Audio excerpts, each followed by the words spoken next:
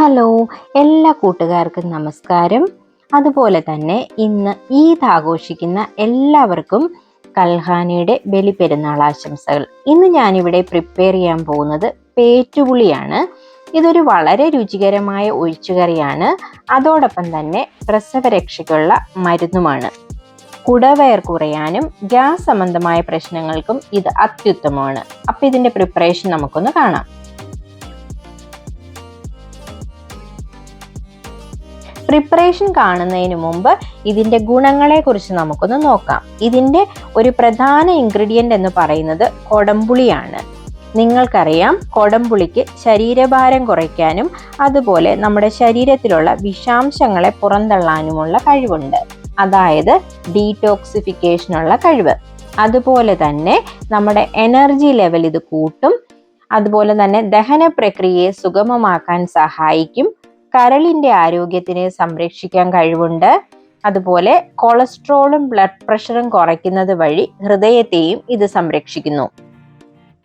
അതെങ്ങനെയാണെന്ന് വെച്ച് കഴിഞ്ഞാൽ, കൊടംപുളിയിൽ അടങ്ങിയിരിക്കുന്ന ഹൈഡ്രോക്സി സിട്രിക് ആസിഡിന് നമ്മുടെ സ്ട്രെസ് ഹോർമോണായ കോർട്ടിസോളിൻ്റെ അളവ് നിയന്ത്രിക്കാനുള്ള കഴിവുണ്ട്. ഈ കോർട്ടിസോളാണ് വെയിറ്റ് മാനേജ്മെൻറ്റിന് ഒരു പരിധിവരെ സഹായിക്കുന്നത്.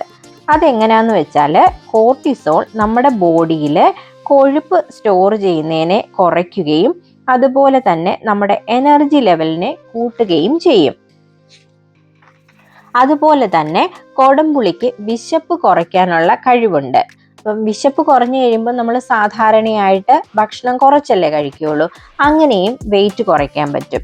അതുപോലെ കൊടംപുളി നമ്മുടെ ബ്രെയിനിലെ സെറട്ടോണിൻ്റെ അളവ് വർദ്ധിപ്പിക്കുന്നു. സെറട്ടോണിൻ എന്ന് പറയുന്നത് നമ്മുടെ മൂഡ് റെഗുലേഷന് സഹായിക്കുന്ന ഒരു രാസപദാർത്ഥമാണ്. ബ്രെയിനിൽ സെറട്ടോണിൻ്റെ അളവ് കുറയുമ്പോഴാണ് സാധാരണയായിട്ട് നമുക്ക് ഡിപ്രഷൻ ഉണ്ടാകുന്നത്.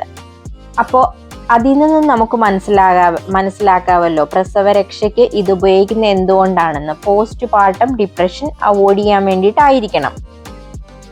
അതുപോലെ ഇത് ദഹന പ്രക്രിയയെ ത്വരിതപ്പെടുത്തുന്നു. ആയുർവേദത്തിൽ ലിവർ സംബന്ധമായ പ്രശ്നങ്ങൾക്ക് കുടംപുളി അടങ്ങിയ മരുന്നുകളാണ് സാധാരണയായി കൊടുത്തു കാണുന്നത്. അതുപോലെ കൊടംപുളിക്ക് ആൻറ്റി ഇൻഫ്ലമേറ്ററി പ്രോപ്പർട്ടീസ് ഉണ്ട്. അതുകൊണ്ട് തന്നെ ഇത് ശരീരത്തിലുണ്ടാകുന്ന നീർക്കെട്ടുകളെയും മറ്റു പല രോഗങ്ങളെയും ഇത് തടയും. കൊടംപുളി ബോൺ ഹെൽത്തിനെയും സഹായിക്കുന്നുണ്ട് എന്നാണ് പഠനങ്ങൾ പറയുന്നത്. ഞാൻ പറയുന്ന കാര്യമല്ല കേട്ടോ. ഈ പറഞ്ഞ കാര്യങ്ങളൊന്നും തന്നെ എൻ്റെ അഭിപ്രായമല്ല. ഇതൊക്കെ റിസർച്ച് പറയുന്ന കാര്യങ്ങളാണ്. ആക്ച്വലി എൻ്റെ അമ്മയും അമ്മുമ്മയും ഒക്കെ പേറ്റുപുളി ഉണ്ടാക്കി ഞങ്ങൾക്ക് തരുമ്പോൾ അവർക്ക് ഇതിൻ്റെ പുറകിലുള്ള സയൻറ്റിഫിക് റീസൺസ് ഒന്നും തന്നെ അറിയില്ലായിരുന്നു. പക്ഷേ പ്രസവരക്ഷയുടെ മരുന്നാണ്, ഇത് കഴിച്ചു കഴിഞ്ഞാൽ വയറ് കുറയും, ഗ്യാസ് ട്രബിളിന് ഇത് വളരെ നല്ലതാണ് എന്നൊക്കെ മാത്രമേ അവർക്ക് അറിയുള്ളായിരുന്നു. അവർക്കത് അവരുടെ പൂർവികരിൽ നിന്നും ലഭിച്ച അറിവാണ്. അതിൻ്റെയൊക്കെ സയൻറ്റിഫിക് ആയിട്ടുള്ള കാര്യങ്ങളാണ് ഞാനിപ്പോൾ പറഞ്ഞു തന്നത്.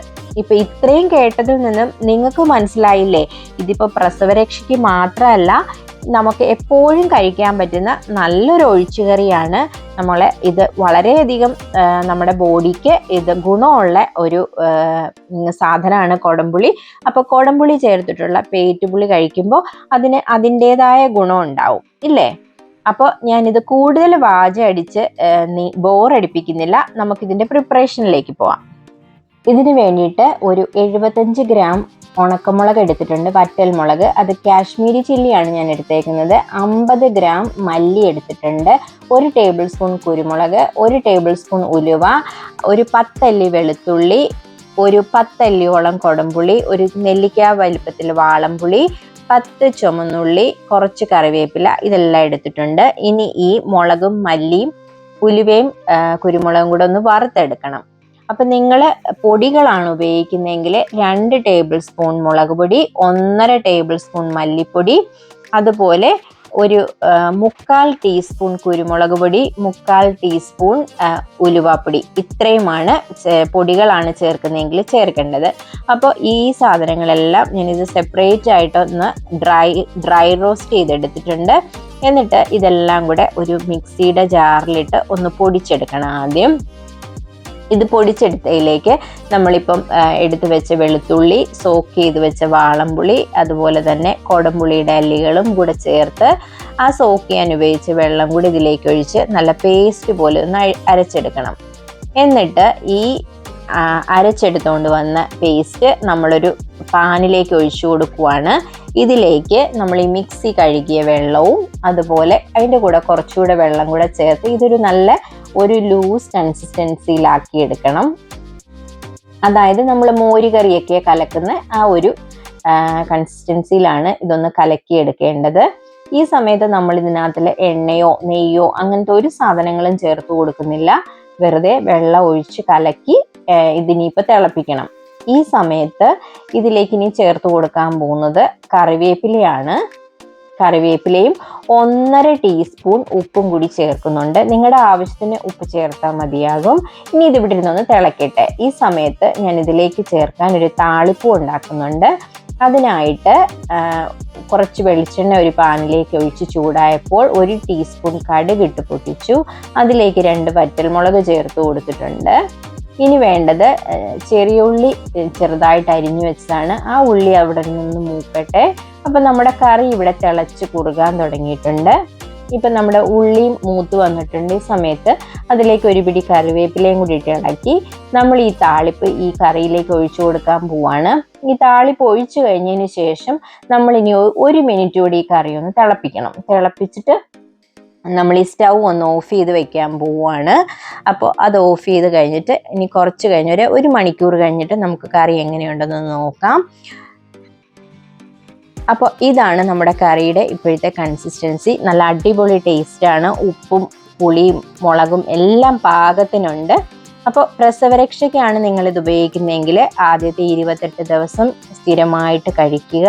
അപ്പോൾ ഈ കറി ഇതുവരെ കഴിച്ചിട്ടില്ലാത്തവരൊന്ന് ഉണ്ടാക്കി നോക്കുക. ഉണ്ടാക്കി നോക്കിയിട്ട് ഫീഡ്ബാക്ക് അറിയിക്കുക. അപ്പോൾ താങ്ക് യു, ബൈ.